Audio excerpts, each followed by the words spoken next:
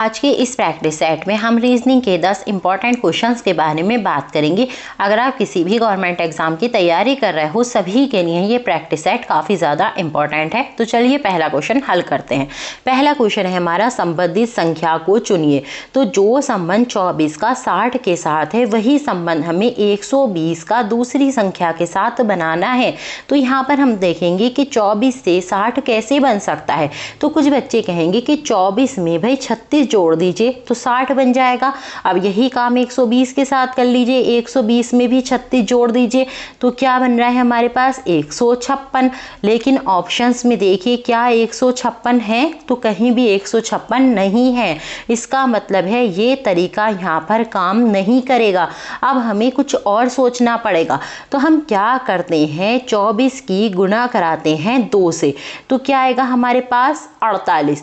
और हम क्या करते हैं, इसमें 24 का ही आधा जोड़ देते हैं।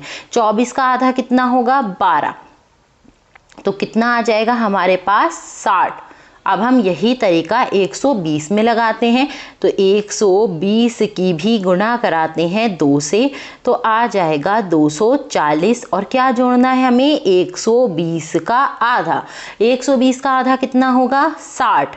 तो 240 में जब 60 जोड़ा जाएगा तो कितना हो जाएगा 300। अब देखिए ऑप्शंस में 300 है, तो देखिए सी ऑप्शन में है। सी ऑप्शन हो जाएगा इसका ठीक आंसर। चलिए दूसरा क्वेश्चन देख लेते हैं। दूसरा क्वेश्चन है हमारा, शब्दों के सही संबंध को समझते हुए सही आरेख का चयन करें। तो यहाँ पर हमें आदमी, खिलाड़ी और प्रोफेसर के लिए एक वेन आरेख बनाना है। तो सबसे पहले हम क्या करते हैं, आदमी के लिए बनाते हैं। तो देखिए ये सर्कल हो गया हमारा आदमी के लिए। अब हमें खिलाड़ी के लिए बनाना है, लेकिन उससे पहले देखिए आदमी का खिलाड़ी के साथ कोई संबंध तो नहीं है। तो देखिए कुछ आदमी ऐसे होते हैं जो कि खिलाड़ी हों, तो इसलिए खिलाड़ी का जो सर्कल है वो आदमी को थोड़ा सा काटेगा। अब हमें प्रोफेसर के लिए बनाना है, लेकिन उससे पहले देखिए प्रोफेसर का खिलाड़ी और आदमी के साथ क्या संबंध है। तो कुछ प्रोफेसर ऐसे हो सकते हैं जो कि आदमी हों, कुछ प्रोफेसर औरतें भी होती हैं, कुछ प्रोफेसर आदमी भी होते हैं। इसलिए कुछ प्रोफेसर ऐसे हो सकते हैं जो कि आदमी हों, और कुछ प्रोफेसर ऐसे भी हो सकते हैं जो कि खिलाड़ी भी हों। तो इसका मतलब क्या है, प्रोफेसर वाला जो सर्कल है आदमी और खिलाड़ी दोनों को ही थोड़ा सा काटेगा। तो यहाँ पर बनेगा हमारा प्रोफेसर का सर्कल। तो देखिए ये बन रहा है हमारा वेन आरेख। ऑप्शंस में देखते हैं ऐसा वेन आरेख कहाँ दिख रहा है। तो देखिए ए ऑप्शन में दिख रहा है, ए ऑप्शन हो जाएगा ठीक आंसर। चलिए तीसरा क्वेश्चन देख लेते हैं। तीसरा क्वेश्चन है हमारा, दी गई श्रृंखला में लुप्त संख्या ज्ञात कीजिए। तो देखिए यहाँ पर हमें एक श्रृंखला दे रखी है और एक जगह संख्या मिस है, मतलब लुप्त है, तो हमें उसको ही ढूंढना है। तो सबसे पहले हम देखेंगे 19 से हम 23 को कैसे बना सकते हैं। तो अगर हम 19 में 4 जोड़ दें तो क्या बन जाएगा 23। 23 से देखिए 26 कैसे बन सकता है। तो अगर हम 23 में 3 जोड़ दें तो क्या बन जाएगा 26। 26 से देखिए 30 कैसे बन सकता है। 26 में अगर 4 जोड़ दिया जाए तो क्या बन जाएगा 30। इसी तरीके से देखिए 30 से 33 कैसे बना, 3 जोड़ दिया गया।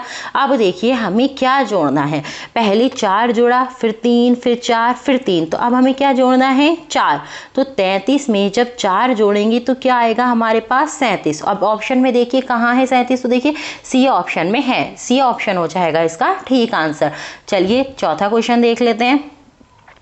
चौथा क्वेश्चन है हमारा, यदि असाइन को कूट भाषा में सैसिंग लिखा जाता है तो किडनैप को क्या लिखा जाएगा।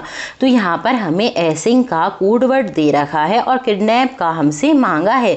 तो सबसे पहले हम यहाँ पर लिख लेते हैं, यहाँ पर लिखते हैं हम एसिंग और इसके नीचे इसका कोड वर्ड लिख लेते हैं। क्या है इसका कोड वर्ड, SASING। तो अगर हम इन दोनों को देखें तो क्या किया गया है, सारे शब्दों को इधर उधर किया गया है, बाकी सारे शब्द एक ही हैं। देखिए यहाँ पर ASSING है, तो नीचे देखिए वही शब्द हैं। क्या किया गया, ए को इधर कर दिया गया, इस वाले एस को इधर कर दिया गया, इस एस को वहीं रखा, इस आई को भी वहीं रखा, इस जी को इधर कर दिया, इस एन को इधर कर दिया। अब हम यही तरीका किडनैप में लगाते हैं। तो यहाँ पर हम लिख लेते हैं किडनैप हमें क्या करना है, के को करना है इधर, आई को करना है हमें इधर, डी को हमें वहीं रहने देना है, एन को भी वहीं रहने देना है, पी को इधर करना है और ए को हमें इधर करना है। तो हम ऑप्शन में देखते हैं ऐसा कहाँ दिख रहा है, आई के, देखिए ए सही से दिख नहीं रहा है, यहाँ पर ए है, ए के डी एन पी ए कहाँ है, तो देखिए बी ऑप्शन में है, बी ऑप्शन हो गया इसका ठीक आंसर। चलिए 5वां क्वेश्चन देख लेते हैं। 5वां क्वेश्चन है हमारा, प्रश्नवाचक चिन्ह के स्थान पर कौन सा अंक आएगा। यहाँ हमें एक आकृति दे रखी है और देखिए एक जगह प्रश्नवाचक चिन्ह लगा हुआ है, तो हमें इसकी जगह संख्या को ढूंढना है। तो हम देखते हैं यहाँ से, देखिए 2 से देखना शुरू करते हैं हम। 2 से देखिए फिर क्या लिखा गया 3, 3 से फिर क्या लिखा गया 5। इसका मतलब क्या है, 2 और 3 को आपस में जोड़ दिया गया तभी तो 5 आया। अब यहाँ से देखिए 21 लिखा था, 34 लिखा था, तो फिर क्या लिख दिया 55। इसका मतलब क्या है, 21 और 34 को आपस में जोड़ दिया तभी तो 55 बना। अब हमें यहाँ की संख्या को निकालना है, तो देखिए यहाँ लिखा है 5, यहाँ लिखा है 8, तो हम क्या करेंगे 8 और 5 को आपस में जोड़ देंगे तो यहाँ वाली संख्या आ जाएगी। 8 और 5 कितने हो जाएंगे हमारे पास 13। ऑप्शंस में देखते हैं 13 कहाँ है, तो देखिए बी ऑप्शन में है, बी ऑप्शन हो जाएगा इसका ठीक आंसर। चलिए 6ठा क्वेश्चन देख लेते हैं। 6ठा क्वेश्चन है हमारा, संबंधित शब्द चुनिए। तो जो संबंध देश का राष्ट्रपति के साथ है वही संबंध हमें राज्य का दूसरे शब्द के साथ बनाना है। जिस तरीके से देश का राष्ट्रपति होता है उसी तरीके से राज्य के लिए राज्यपाल होता है, तो बी ऑप्शन हो जाएगा इसका ठीक आंसर। चलिए 7वां क्वेश्चन देख लेते हैं। 7वां क्वेश्चन है हमारा, यदि किसी माह की 5वीं तारीख को शनिवार है तो उस माह की 28वीं तारीख के 4 दिन पहले कौन सा वार होगा। तो हमसे क्या पूछा है, 28 तारीख से 4 दिन पहले का दिन पूछा है। तो हम क्या करते हैं, सबसे पहले हम 28 तारीख में से इन 4 दिनों को निकाल देते हैं, क्योंकि हमें 28 से 4 दिन पहले ही बताना है।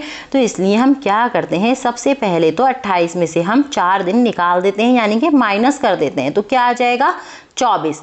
और देखिए हमें 5वीं तारीख को क्या दे रखा था, शनिवार। अब हम 24 में से ये वाले 5 दिन में निकाल देते हैं, तो क्या आ जाएगा हमारे पास 19।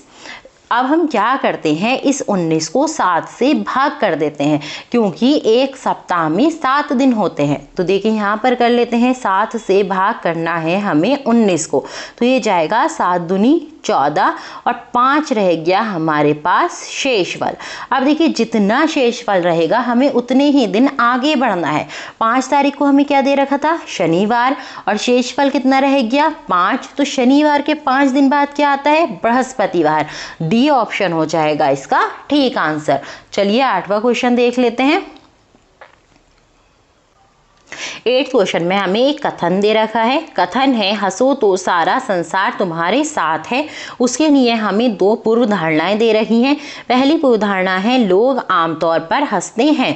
अब पूर्व धारणा और कथन का आपस में संबंध देखिए, क्या इन दोनों का आपस में कोई संबंध है। कथन था हंसो तो सारा संसार तुम्हारे साथ है, और पूर्व धारणा दे दी लोग आमतौर पर हंसते हैं, तो इन दोनों का तो आपस में कोई भी संबंध नहीं है। इसका मतलब है पहली वाली जो पूर्व धारणा है वो गलत है, अंतर्निहित नहीं है। अब सेकंड वाली को चेक करते हैं। सेकंड है, हंसने से प्रसन्नता प्राप्त होती है। अब देखिए इसका और कथन का संबंध देखिए।